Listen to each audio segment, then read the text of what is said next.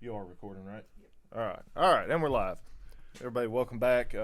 Thank you for everyone that has been listening. Like I said, if you want to reach out to us, it is the crew at wakeupboys.com. It's going to be our weekly current events flash, just quick little things going on in the world everybody should know about, and we'll open it up. I think we're going to start with the Brittany Gardner prisoner exchange. Get a little video here that we'll show, and then we'll talk about it. Now to the major new development in the effort to free Americans Brittany Griner and Paul Whelan from prison in Russia. The White House announced a substantial proposal to bring them home that involves a Russian arms dealer in prison in the U.S. White House spokesman John Kirby will join us in a moment after this report from senior White House correspondent Mary Bruce. Good morning, Mary. Good morning, George. Well, this is a risky gamble for this White House, announcing they have made a, quote, significant proposal to try and secure the release of these two Americans from Russia, Brittany Griner and Paul Whelan. But this morning, it is not clear if this public pressure on Moscow is going to help or hurt the chances of their release. This morning, high-stakes diplomacy out in the open. We put a substantial proposal on the table weeks ago to facilitate their release. ABC News confirming that the Biden administration has proposed a prisoner swap with Russia, trading WNBA star Brittany Griner and former Marine Paul Whelan for the release of notorious Russian arms dealer Viktor Bout. Nicknamed the Merchant of Death, Bout is serving a 25-year sentence for international arms trafficking and conspiring to kill American citizens. A source confirms the Department of Justice initially opposed his release, but President Biden himself approved the plan. He was not only directly involved, he signs off on any proposal that we make. The White House, worried about jeopardizing the deal, is declining to confirm any details of the proposed plan or the swap of Bout. But Secretary of State Antony Blinken says he will discuss it all with Russian Foreign Minister Sergei Lavrov in the coming days, their first call since the war in Ukraine began. Whelan has been detained for over 3.5 years, serving a 16-year prison sentence for espionage, a charge he and the U.S. government have called baseless. News of the potential swap came as Griner testified for the first time since she was detained more than 5 months ago, accused of carrying vape cartridges containing cannabis oil, illegal in Russia, even though her lawyers say she has been prescribed it back home. My rights were never read to me. No one explained any of it to me. I didn't know exactly what I was signing. Reiterating that she had forgotten the cartridges were in her bag, that it was an honest mistake. I did not plan or have the intent to bring any cannabis or banned substance to Russia. Griner's Russian lawyer says a swap is possible only after the court reaches a verdict, which is expected early next month. Left out of the White House's announcement, detained American teacher Mark Fogel. Seen here in video from Russian authorities, Fogel was sentenced last month to 14 years for similar drug charges. Now, the Kremlin this morning says there is no agreement on this proposed plan, and while Russia has condemned the Viktor Bout case, saying it's an example of American overreach, the big question now is whether he is important enough to Moscow to exchange him for these two Americans. Now to the major new... Now, there's a couple things on there worth talking about. This prisoner exchange is done, and all that we exchanged was we got Brittany Gardner back, and we gave up the Merchant of Death for an American-hating basketball player.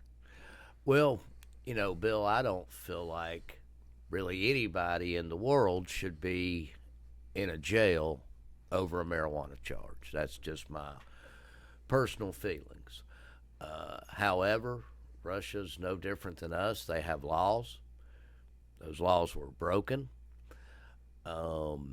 If you look more into the background of the Merchant of Death and you see who he saw weapons to, there starts to even be an argument that this guy will do something to help the Biden regime. He will sell arms where we can't sell arms. But no, I fully agree with you. And we still got a Marine over there. And another American citizen, a teacher. So if we're going to give you one giant piece of shit, you ought to give us Every American in captivity. Well, you should give us 2 Americans loving Americans back and 1 American hating American back. Yeah, the death count on this man's hands is astronomical. It's they said tens of thousands of deaths are responsible from this guy, and we just let him walk out of the country. He's been convicted. Bill, it even said there that the DOJ opposed it. They didn't want this to happen. Right, and this is where Biden stepped in and said, "No, I'm going to do this." Yeah, this is a one-man decision right here. And they openly said that. What was that? The Secretary of State that was up there talking.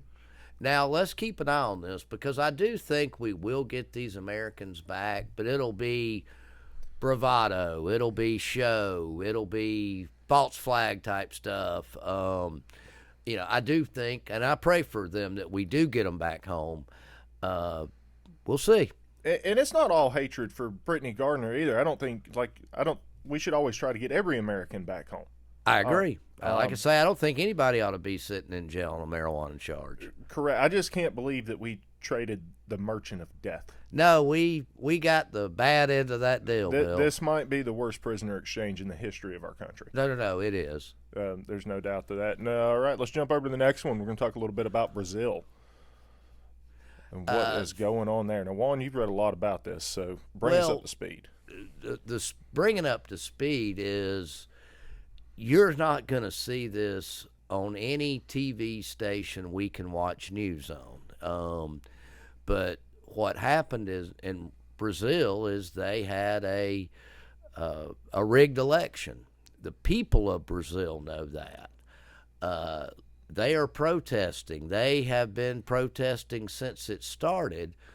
And this is really what I hope we take a page out of this playbook, but the military's involved. They're going to overturn this election. They'll show how it was rigged, and Bill, I bet it's got the fingerprints of our CIA all over it, buddy. There's been a couple stories coming out that there's proof of that. Now we don't have that to show. And then what was it? The military or the people killed one of the cartel leaders down there the other day? The military. The military did. Yeah. And that cartel leader was pushing the false election, right? Well, he supports Lulu, the one that was elected, who is about as left-wing, far out there as you can get. But the people know, the people of Brazil know, hey, this guy was not really elected. So they're kind of standing up for themselves, but really their country right now is pretty divided. Yeah, it's in turmoil. Yeah. So this is the next big story here. This is one that I like, and it's going to play into the one after that. Governor DeSantis, Florida's governor.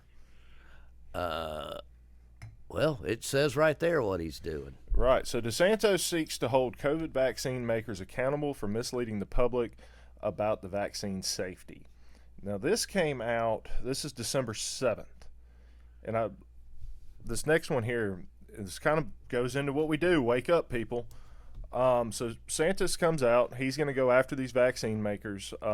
Hey, the side effects, what they did, you didn't test them properly, you knew what they were going to do to people, and you still gave them to them. We're still giving them to people, Bill, by the way. No, they're still pushing it. Let's see, we're studying Florida and saw an 86% increase in cardiac-related activity from people from 18 to 39 from the mRNA shots. Well, Bill, the Pfizer CEO is about to tell you that them mRNA shots are not safe. That's right. Where is our Pfizer CEO at? Thought we had that opened up. That's New York. That's Yale. Thought we had Pfizer pulled up. We did. I don't have it on here. Give me 2 seconds, folks. Let me pull this out of my email. So what we're about to show here, oh, that's right, it's a video. Here it is. So this is the CEO of Pfizer, at least as of 3 days ago. And watch him play the blame game, folks. And I was surprised when they suggested to me that this is the way to go, and I questioned it, and I asked them to justify it. How can you say something like that? But they came and they were very, very convinced that this is the right way to go. They felt that the 2 years of war on mRNA since 2018, together with BioNTech, to develop a flu vaccine, made them believe that the technology is mature and we are at the cusp of delivering a product. So they convinced me. I follow my instinct that they know what they're saying. They're very good. And we made this very difficult. So the gist of this is the CEO of Pfizer is stepping down. He's resigning. Now, he's refused to testify before the EU Parliament, I think 3 times. He's got something to hide, Bill. Well, what I find interesting is that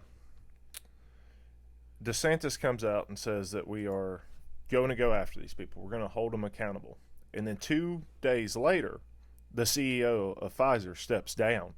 And what I find interesting about that is DeSantis is showing you an 86% increase. Hey, we know that there's problems with this. And then you got this guy sitting here saying, well, they told me, my scientists told me it was safe, but I'm going to step down. He's trying to get ahead of it. That's all he's doing. He's trying to flip the script and get ahead of it so that he doesn't end up in damn jail. Well, and he's throwing biotech in there too.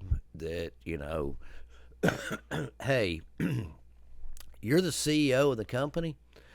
Bill, back in the day, we would say that was the man with the fuzzy nuts. You know, at the end of the day, the decision is his. We're going to do this or we're not going to do this. He chose to do that.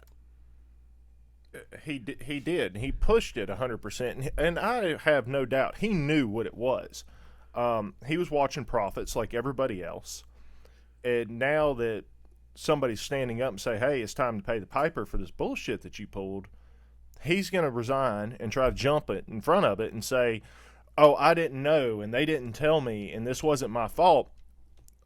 I think this is nothing more than him trying to get ahead of it. I don't think this is he wants to be a whistleblower. I think this is him trying to keep himself out of prison. No. You're going to see more and more of that as we move forward.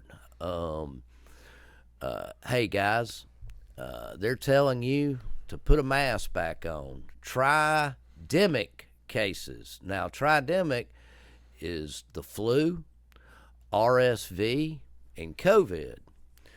This is fear shit again, guys. This is nothing but fear. And they're wanting to see how much control, Bill, they still have and who will put a mask on. So this headline... Not to mention, we can do this another time, of the health destruction of wearing a mask and breathing your own exhaust. Now, Bill, if I got a snoot full of RSV and I already can't breathe, I need to put a mask on? Well, we didn't have an RSV problem in this country until we started wearing these damn masks. Well, I'm going to give you some tinfoil hat stuff here, Bill. I think that the vaccine has wreaked so much havoc on the people's immune system. That's why we're having so much of this. We ain't gonna be able to fight off a common cold anymore. Well, I'm gonna take it a step further. You know, as a kid, I remember being told, hey, it's okay to get dirty. It's okay to, pick up germs, and because that makes your immune system tougher. It does. Well, for the past 2 years, you can't take a step without dousing yourself in hand sanitizer and putting on your mask or wearing your gloves. You have not let a germ enter your body for years. And now you're wondering why everybody's getting sick from little shit? Not to mention their immune system has been worked over. By this vaccine. Yeah, you've just killed your immune system and wondering why you're having problems. And I'm not sure that's not part of some kind of greater plan here. It goes back into pharmaceuticals and their money. We need more patients. We need more problems to sell This right here, Bill, this is strictly about control. How much do we still have? It is. So this headline was New York City health officials urge New Yorkers to wear masks amid rise in tridemic cases. I'm loving the words they're coming out with now, too. Tridemic. It's fearful, Bill. Don't you get scared when you say that? I don't, but I'm sure. Oh, I got scared when you said it. Well, did you? Yeah, I was terrified. Might have to start worrying about you a little bit if you're getting terrified from it. I was scared, bad scared. Yeah, when was the last time that we had a flu season that, yeah, we might have had a bad flu season, but when was the last time we were calling that a pandemic? It's been quite a while. Well, it's a tridemic. Let's see, COVID advisory. Everyone should wear a mask. That's from New York City Health. And be up to date on your booster shots, I'm sure. At all times when in an indoor public seating, enclosed inside stores, offices, lobbies, hallways, elevators, public transportation, schools, child care facilities, and other public shared spaces. In crowded outdoor, you should wear it outside, people. Wear a high-quality mask, such as an N95. Folks, quit being sheeple. Don't fall for this bullshit. Yeah. And now, what else we got up today, Bill? all righty. Let's see. Let's talk about Yale. This one caught me off guard. And honestly, I did not know, but Yale exposed. Follow the money. Now, this lady is a Yale alumni. Dr. Naomi Wolf is her name.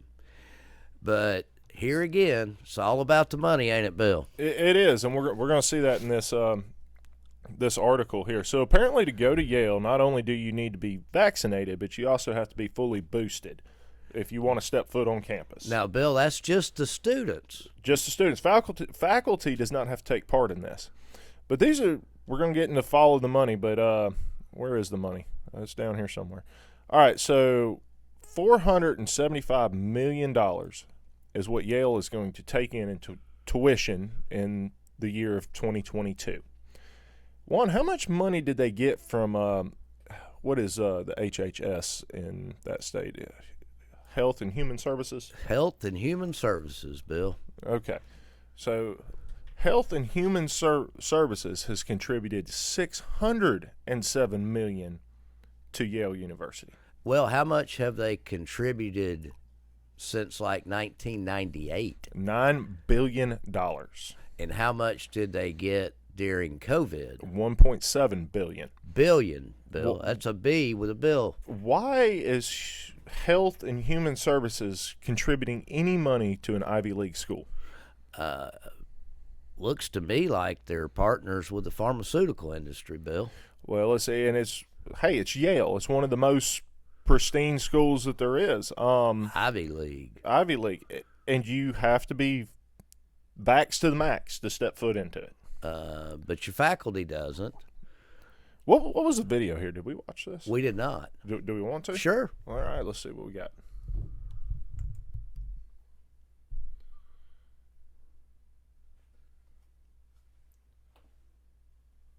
Naomi, how do we get to this age group? And as Catherine Austin Fitz says, why would you pay the ridiculous amount of money for Yale fees to poison your child? Can you help us, please? I can, but I want to share some numbers with the audience that explains why a great university allegedly is forcing the children of really the elite. I mean, very influential people, lawyers, hedge fund managers, physicians, the upper middle class, the upper class. Why would they be harming young adults' bodies in this way and doing something that the alumni would surely find to be very wrong if they knew about it?